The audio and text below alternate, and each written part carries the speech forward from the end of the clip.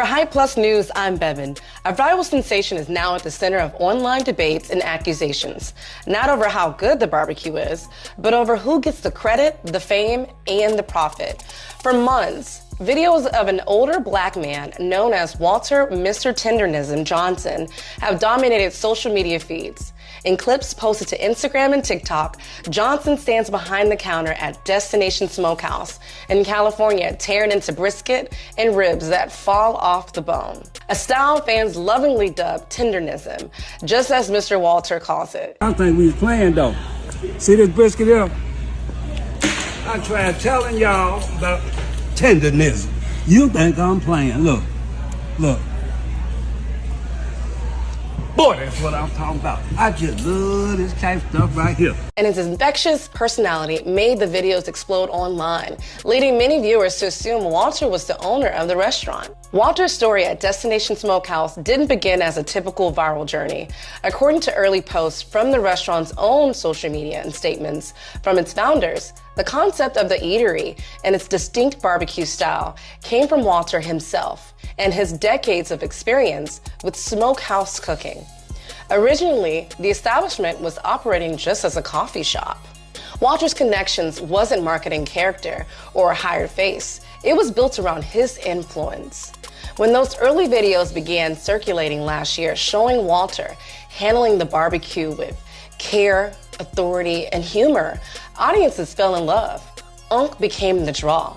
People weren't just coming for food, they were coming specifically for him. It later emerged that Destination Smokehouse is owned and operated by a younger white man, often referred online as the barbecue owner, while Walter is the face of the brand. Multiple posts clarified that Walter does not own the restaurant and that the business itself is not black-owned in a legal sense. But the tone didn't truly shift until Keith Lee showed up. Recently, popular food reviewer Keith Lee visited Destination Smokehouse with the intention of blessing Walter with a $4,000 tip and $1,000 to cover the meals for other customers. But according to accounts shared online and later addressed by Walter himself, Lee was unable to give him the money because Walter was reportedly tied up, filming a podcast at the time.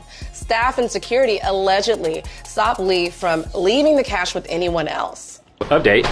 We could not get to Unk. Security said it was over with for the day. They said that he was filming something. I believe he was filming a podcast. We had $5,000 in cash, or $4,000 in cash that we was gonna give him a hand. They didn't take it, so we're not only gonna take this money and feed some people, but we just gonna do what we feel like we're supposed to do in the community. What had once been feel-good viral content turned into a broader conversation about access, control, and who benefits when black talent goes viral inside of white-owned businesses.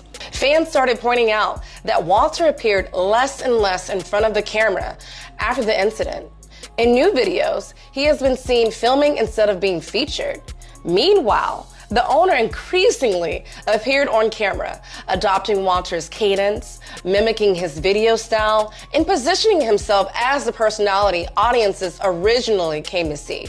Some fans say they no longer care to visit the establishment at all, citing what they view as the sidelining of the very man who made it famous. And many TikTokers think the owner is jealous of Mr. Tendernism getting the spotlight. The owner of Tenderism and Destination Smokehouse forgot an old adage: if it's not broke, then don't try to fix it. What you doing? You had the perfect situation. You had Unk out in the front. He's watching the bones, but then you fall for the same thing that so many others fall for: wanting to be famous. The need to keep talking about Keith Lee and what Keith Lee would have saw had you known that, like we already see, that you be missing the mark. I used to see Mr. Tenderism. I don't see those videos with Mr. Tender. And it's quite evident that the owner is jealous of Mr. Tenderism, jealous of his popularity, jealous of his success. And it's an age-old play that's been happening to us since, as far as I can remember. Our style is stolen. Our intellectual property is stolen. Our talents are used. People fell in love with Mr. Tenderism and his personality. And Mr. Tenderism, if you call him your brother and you allow him to use you like that, that's on you, man. That's your prerogative. Disappointed, yeah, but I ain't mad. But The owner of man, ain't nobody trying to see you, man. Get your ass off the video, man. In a newly circulating video, shows Walter filming content of the owner behind the building. You already know, one of the nations, my brother said, take a little bite. Actually, I want to get some meat and some fat. That's it. While separate clips show the owner recording videos in the same recognizable Tendernism style, with other people leaving Mr. Walter out of it. The optics have many asking, why is Unc behind the camera while someone else takes center stage? There are also growing concerns that Walter's signature Tendernism phrase and persona may be trademarked without his name being clearly attached, raising alarms about ownership, credit, and long-term protection. To combat against the backlash, the owner and Walter would release a video last week on the restaurant's Instagram page.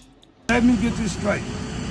Me and him, boy, we gonna ride the house like Roy road trip. I'm out of here. That's how people get kind of confused with what's going on here.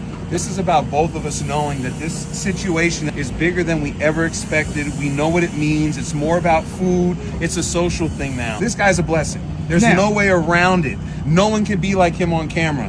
He has brought so much attention to our restaurant. Back in September, as a way to directly address who owned Destination Smokehouse, the owner would explain that Walter was a partner, but it's unclear to what extent. Walt and I became together and we became partners after about 4 years of working with each other. The only reason why this place does barbecue, he's the original pitmaster, recipe maker, everything. This is where history stops whispering and starts clearing its throat, because Black audiences aren't confused, we're triggered. And not irrationally. We've seen this pattern before. A Black creator becomes the heartbeat of something. The culture crowns them, the money shows up, and suddenly somebody else wants to be the star of a movie they did not audition for. It's giving jealousy. Keith Lee didn't just pull up with a review. He pulled up with confirmation, with validation, with a $5,000 moment that told the internet this is the man. And right after that, the vibes shifted, huh? So when Unc slowly started to disappear from the frame after that visit, people noticed, because nothing rattles an insecure ego faster than the internet loving someone louder than it loves you, especially when you're the one signing the lease. Then we see Unc filming the owner behind a building, not behind the counter, not front and center, behind a building, while someone else suddenly tries to take the spotlight, talking like him, moving like him, copying the same style like culture is transferable. And we're supposed to believe this is accidental. Then come the trademark whispers, the business moves, the quiet paperwork that always shows up right after the culture gets too visible and too Black. Names are power. Ownership is power. And when the person with legal control starts acting funny after the internet crowns someone else, that's not paranoia. That's pattern recognition. Now, has exploitation been legally proven? No. But distrust doesn't need proof. It needs precedence. And history has supplied plenty. If Walter is truly protected, paid fairly, and tied to what he has helped build, transparency would end this conversation immediately. Silence, though, speaks volumes. This isn't about canceling anyone. It's about accountability and making sure that people who bring the culture don't get pushed behind the building once the profit shows up per usual. And yeah, we're watching, not for the owner, but only for Mr. Tendernism himself. Let's talk about it more in the comments below. Do you think an employee should become an owner if their service takes the company to another level? And what should the next move be to silence the critics? For Hype Plus News, I'm Bevan. Running a business is one thing. Getting people to know about it is another. That's why Hype Plus is now teaming up with business and brand owners to produce their own custom commercials to air across our network of over 1 million subscribers. From the script to who even stars in your commercial is made easy for you. Let us get the word out while you build your company.